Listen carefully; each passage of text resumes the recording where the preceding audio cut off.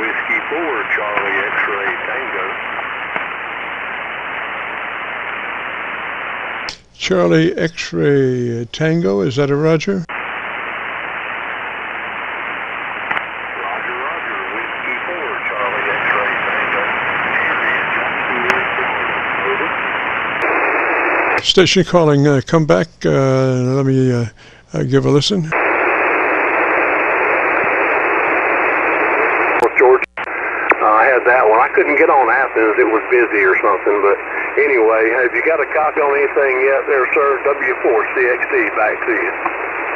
CXT, Roger, I have you. I'm not really sure where I am on the Hocus Pocus because I didn't notice, but I do have a copy. I think it is Athens, Georgia, that I've got you on, Roger. Athens, Georgia, that I've got you on, Roger. Roger, Roger. You know, sometimes it'll just give you one frequency. It won't give you the waterfall. That's what I had earlier. But anyway, yeah, this is Terry on this end, and I just thought I'd check it out real quick with you. Roger, Roger, Terry. And what's your location again? Roger, Terry. What's your location again? Jacksonville, Florida, northeast corner of Florida. Roger, Terry. And what radio are you running today, sir? Terry, what radio are you running today, sir? An FT450 Delta. That's my backup radio. FT450 Delta. Roger, Roger. How old is that radio? Roger, Roger. How old is that radio? Probably about 4 years old, I think. I believe that's how old it is. I've had it for probably 2 years, and the guy before me had it for just a little while, I think. He was going to use it for POTA, and that's what I bought it for, was for POTA use, but then my health got where I couldn't do it anymore, and he bought another 7300, so he's using that for POTA now. So anyway, it ended up being my go-to radio right now. I have a Yaesu FT920, and I love that 920, but it's got a small glitch in it. I got to see if I can find out where it's at, but yeah, I'm going to get back to the 920 when I get a chance. But right now, it's the 450, sir, Roger. Roger. Now, what's that glitch in that radio? What's that glitch in that radio?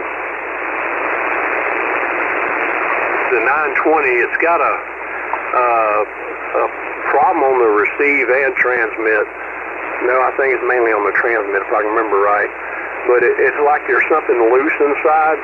I don't know if it's a bad solder joint or something or whatever, but I can key it up, and it's only doing like 5 or 10 watts. It's barely putting out anything, but I can take my finger and just kind of dump on the top of it, you know, not very hard, just dump on the top of it, and it'll start working again, you know, but you just got to watch it. It'll just drop down sometimes for no particular reason, and you just got to thump it. So I got tired of thumping it. Roger that. Now, could it have anything to do with SWR? Do you have any kind of standing wave on your antenna system? Wave on your antenna system? Negative. I have one of those My Antenna 8010 2Ks, and I don't even have to use a tuner on you know, the frequencies I usually use most of the time, the 10 and 20 and 40, and if I go to 75, I got to use the tuner. And but anyway, no, it's hardly ever got any SWRs. And this one right now, I'm looking at it. I'm running right at 1,000 watts through it, and on my LDG 1000 AT1000 Pro 2, the little light where it says 1.1, it lights up on my peak, so it's barely got anything on it. Roger, Roger. Well, your audio really sounds good. Your audio curve is nice. Might use a little more top end, a couple of clicks of treble boost from where you are, but your dynamic range seems to be right in there about 3 dB, which is 80 to 85% average peak modulation, so that's really good, Roger. Modulation, so that's really good, Roger. Roger that. I think me and you set it up before. It's been a while back, but yeah, this is about where I've had it for a while. I'm running an MD100 microphone. I love these microphones, but anyway, it seems to be doing okay right now, as far as I know, but I just thought I'd get your opinion there real quick, Roger. Roger. Well, we go, I doubt you would have adjustable bandwidth on that radio. What we'd be looking for on the transmitter bandwidth is 100 to 2900, commonly referred to as wide, 100 to 2900 bandwidth, Roger, on the transmitter. Bandwidth, Roger, on the transmitter. Yeah, Roger that. No, it's not adjustable whatsoever. I know if I bought another radio, I would look for one that was adjustable on the bandwidth, but this one is not, though. That's for sure. I've looked, and it's set. Yeah, Roger. And so then compression on. Compression on at a 3 out of 10 or 30 out of 100, depending on how it's labeled. If it's labeled 0 to 10, we want 30. I'm sorry, 3. If it's labeled 0 to 100, we want 30 on that compressor, Roger. 30 on that compressor, Roger. Yes, sir. And that's one thing I didn't really understand about the the FT450. The compression is not adjustable. It just goes where it senses it needs to be at, and I thought that was kind of irritating, really. But yeah, it doesn't have an adjustable compression whatsoever. Yes, that's quite odd. You don't even have an on or off switch? You don't even have an on or off switch? Negative. I can't do anything with compression on this radio. Very strange. Did you, even after you looked at the book, could you not understand, is it a case of operator trying to find it, but or just the manufacturer doing something flaky?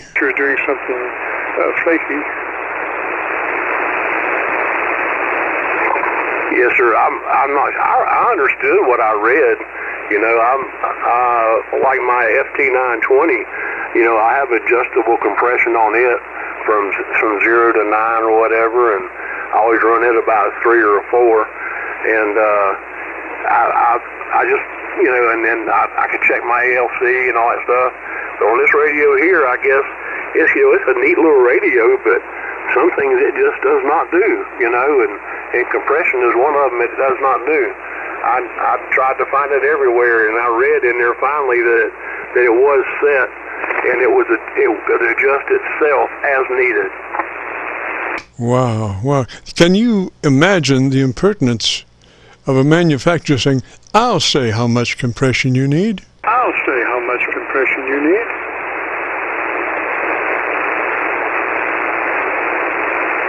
Yeah, really. I mean, even different people have different voice peaks and all kinds of stuff, and I would think, but I guess that's how they do it somehow, they determine what's coming in and they determine what's going out. So I guess that's what it does. But I don't know, whenever I listen to myself on an SDR somewhere, it always seems to sound pretty good, and I get good reports. So I just thought I'd ask you what you thought anyway, Roger.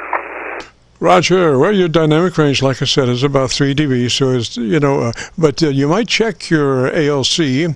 Go to your ALC with mic gain in hand, and as you say that magic word audio, you become a human test generator and adjust your mic volume until your ALC is running 7 or 2/3, whichever comes first.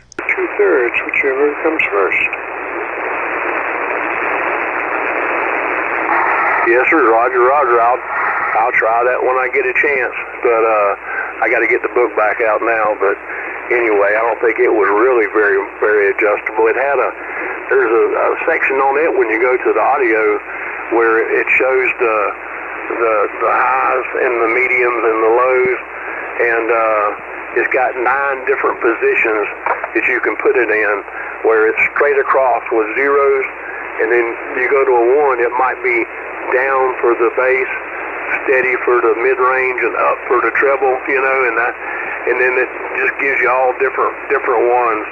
So anyway, I could try one of them if you'd like, but I don't know. I mean, if you said it needed more highs, I could try and find some more highs in there somewhere. Roger, do you know how to get to your equalizer, tone control? Your equalizer, tone control? Yes, sir. It's not hard. I mean, I'll have to unkey it, but I can go try to it. Well, let's see what kind of equalizer you have there. Sounds like a 9-band something. And we want to make sure that that equalizer is turned on. Roger, roger. Is turned on. Roger, roger.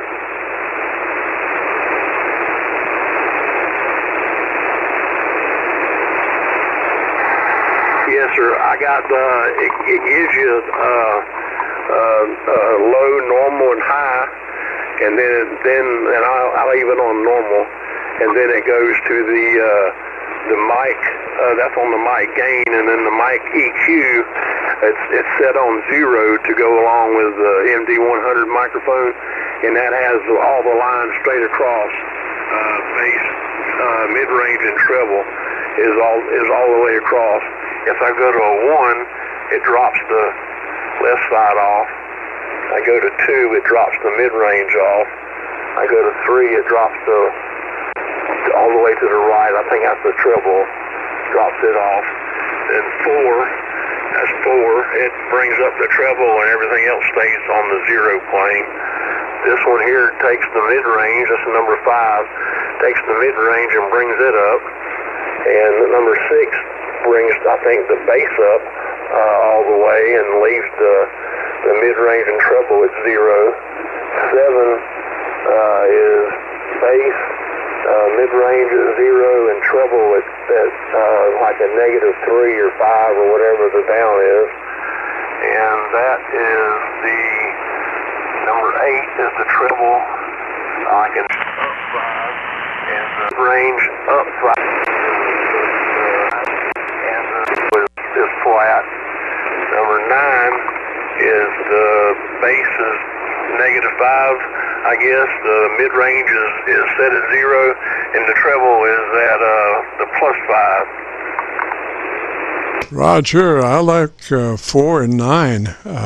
We'll go back to 4. Let me hear you on 4. We'll go back to 4. Let me hear you on 4.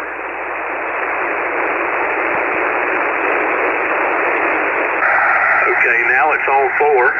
Now it's on 4, and see what that does. Roger, 1, 2, 3, 4. 1, 2, 3, 4. All right, then give me 9. All right, then give me 9.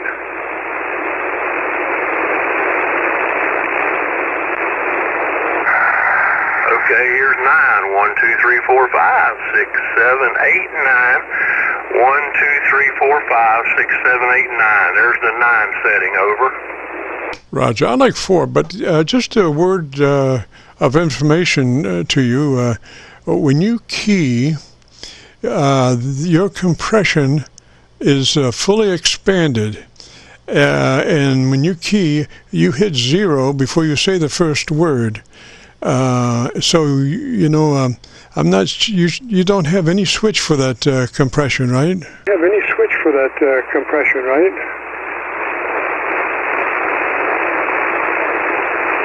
Yeah, that's right. It has nothing. I can't do anything with compression on here.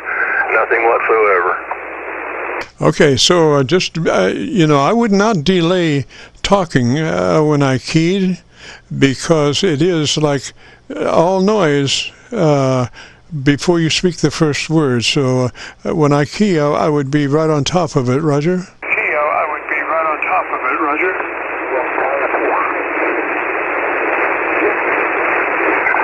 Roger. Yeah, we'll try that and see how it does. So you like this setting the best out of all of them? Yes, so it's between that and 9, and 9 is a little too too much top end. It sounds like it was really headed for the moon. But this one is nice, has a nice top end. It's running, that radio is running more compression than I would choose, but then they chose for us, didn't they? Yeah,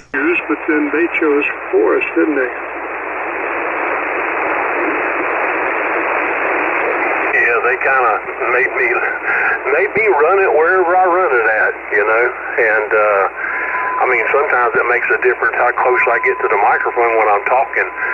That makes a difference too, because it gets louder the closer I get. It doesn't distort it or anything. It doesn't appear to, but it does sound better when I'm about, like right now, I'm about an inch away from the microphone.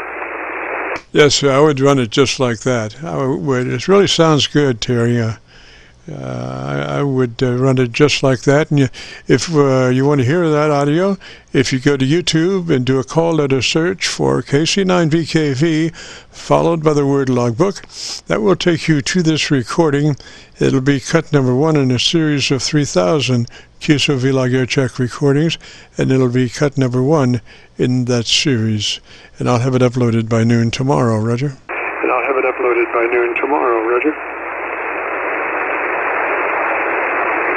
Yeah, Roger that. I was trying to punch you in right now as we're talking so I could kind of see when the last time we did this was. It's been a while back, I think. KC9VKV. And I'm going to put you in my log today. And our work before, looks like last time, it's been a while ago, I'm sorry. Last time I put you in my logbook was January of 2020. It might have been that long since we did this, but anyway, good to talk to you again, sir. Jim, good to talk to you again, that's for sure anyway. Thank you, sir. Yes, sir, Terry, and like I say, your audio level is just right on. It's 3 dB dynamic range, so that's just perfect. Your audio curve is perfect, but maybe just needs just a very tad, and I'm nitpicking here, and it's my personal preference, just a tad more top end, but real close. So I think you'll agree when you listen to your audio. 73 there, Terry. You have a great afternoon and a beautiful weekend, Roger.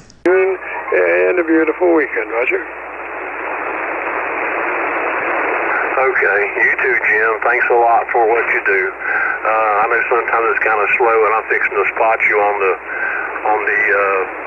clusters. But anyway, you might get a more business in a few minutes. All right, Jim. Talk at you later, my friend. Have a good one. God bless you, and God bless America. Whiskey 4, Charlie, X-Ray Tango. Roger, X-Ray Tango, and if things don't pick up, I'm going fishing. So I like to fish. If I don't get any bites here, I'll get some bites over there. 73. This is the Friday afternoon Qso-Vlog Net. If you have a radio you want to check out, give me a shout.